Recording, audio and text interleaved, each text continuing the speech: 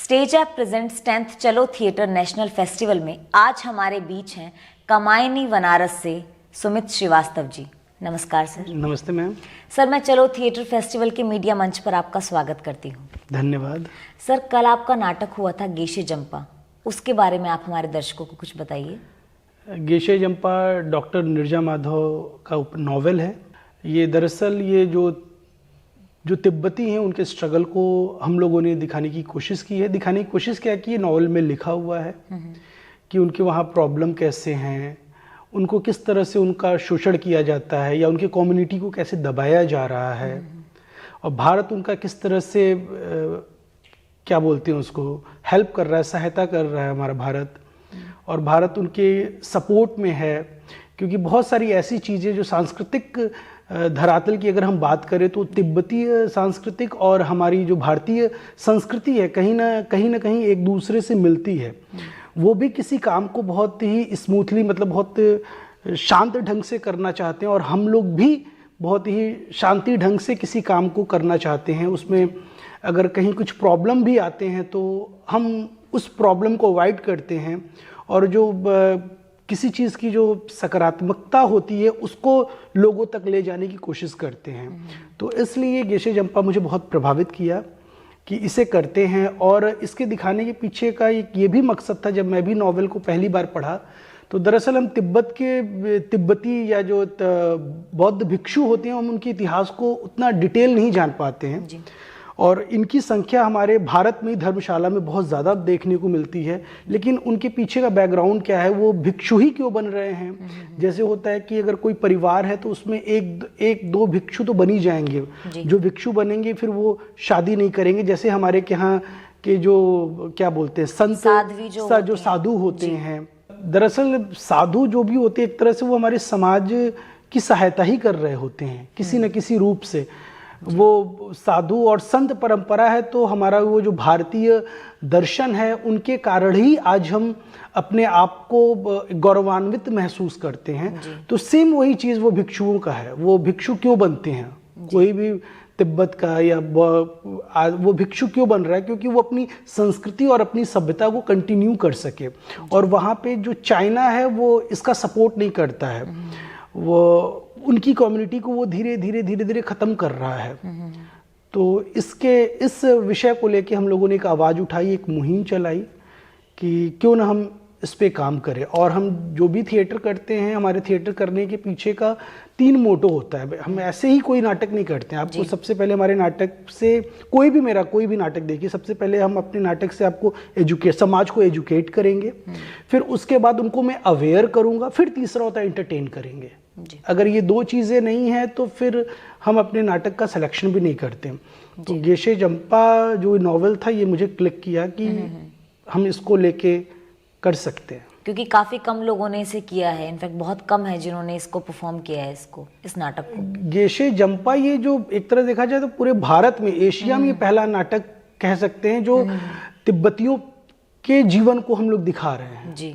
उनकी जर्नी क्या है। नहीं तो बहुत वो भारत में तो शायद ही कोई करता हो। बौद्ध के ऊपर हमें कोई नाटक करना होता है तो हम एक आदर्श के रूप में गौतम बुद्ध का ही कोई प्ले उठाते हैं जी, और उसको ही दिखाते। लेकिन उसके अलावा गौतम बुद्ध तो है ही अपने आदर्श। उन्होंने जिस धर्म के लिए उपदेश दिया, जिस धर्म को वो समाज में लाना चाहें, आज वही समाज एक खास समाज जिसे वो फ्रंट पे नहीं आने देना चाहता है, उसको वो धीरे धीरे उनकी जो कम्युनिटी है उसको वो धीरे धीरे कम कर रहा है जी। तो ये आप बता रही थी कि ये संभवतः, जहाँ तक मुझे लगता है कि इस जो तिब्बत के मुद्दे को हम लोग उठाए हैं वो भारत में पहला ही नाटक है जी जी बिल्कुल। और ये जो तिब्बत और चाइना के बीच में जो कॉन्फ्लिक्ट है, या तिब्बत चाइना तिब्बत का सपोर्ट नहीं कर रहा है, भारत उसका सपोर्ट कर रहा है। भारत के साथ साथ अमेरिका भी इसका सपोर्ट कर रहा है जी। लेकिन बहुत सारे कंट्री कहते नहीं, इसकी कोई आवश्यकता नहीं है जी, जो चाइना के पक्ष में। लेकिन भारत शुरू से इनके साथ लगा रहा कि नहीं, इनको हमें शरण देना है। शुरू में आप जब जाइए, पुराने इतिहास में जाइए तो तिब्बतियों को शरण नहीं देता था, तो भारत सबसे पहले आया इनका साथ देने के लिए। सर इस नाटक के काफ़ी शोज भी हुए हैं, मैंने सुना है आप बहुत समय से सफ़र ही कर रहे हैं चलते ही चलते। इसका प्ले हम पहला मंचन 2020 में 8 मार्च को किए थे, उसके बाद 22 या 23 मार्च से लॉकडाउन लग गया। तो वो एक शो के बाद वो नाटक वहीं पे मतलब रुक गया। उसके कई सारे शो मिले थे, लेकिन कोरोना काल के कारण, कोविड के कारण वो नहीं कर पाए। तो उसके बाद फिर हम लोगों ने फरवरी में इस शो को उठाया और आज रासकला मंच के सहयोग से आज ही हमारा 6वां शो है।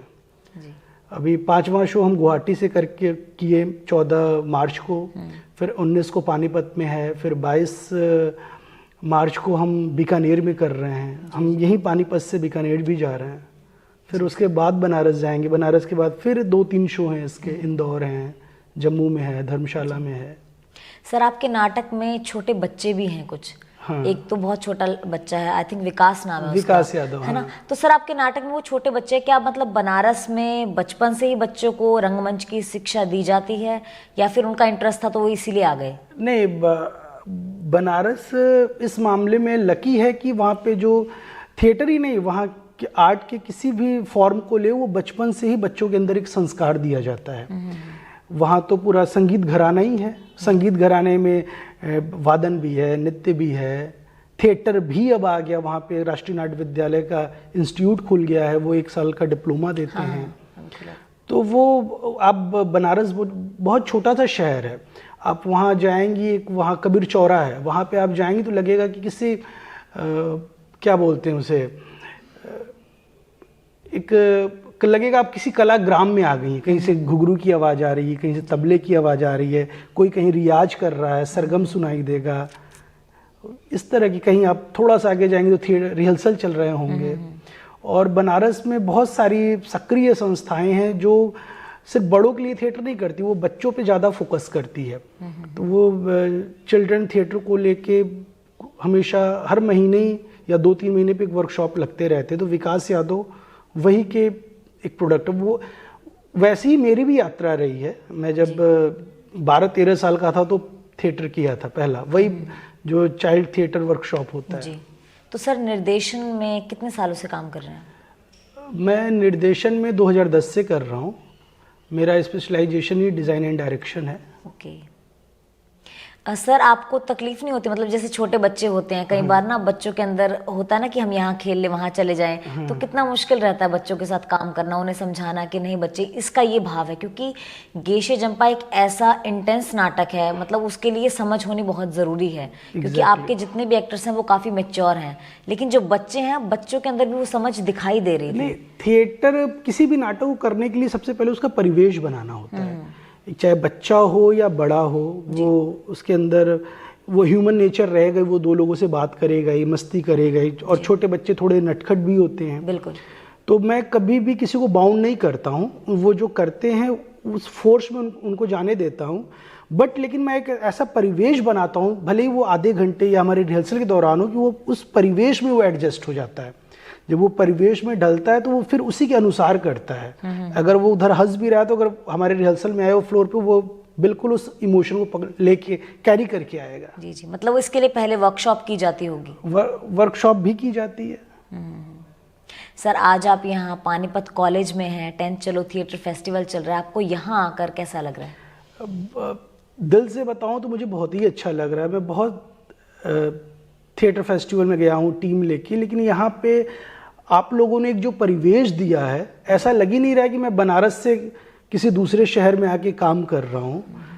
तो इसके लिए मैं रवि सर का हृदय से आभार दूंगा कि इतना अच्छा उन्होंने परिवेश बनाया और उस परिवेश में हम लोगों को एक मौका मिला कि हम आके अपने गेशे जंपा नाटक का मंचन कर सकें। सर अपना कीमती समय देने के लिए आपका बहुत बहुत धन्यवाद। Thank you ma'am. Thank you sir.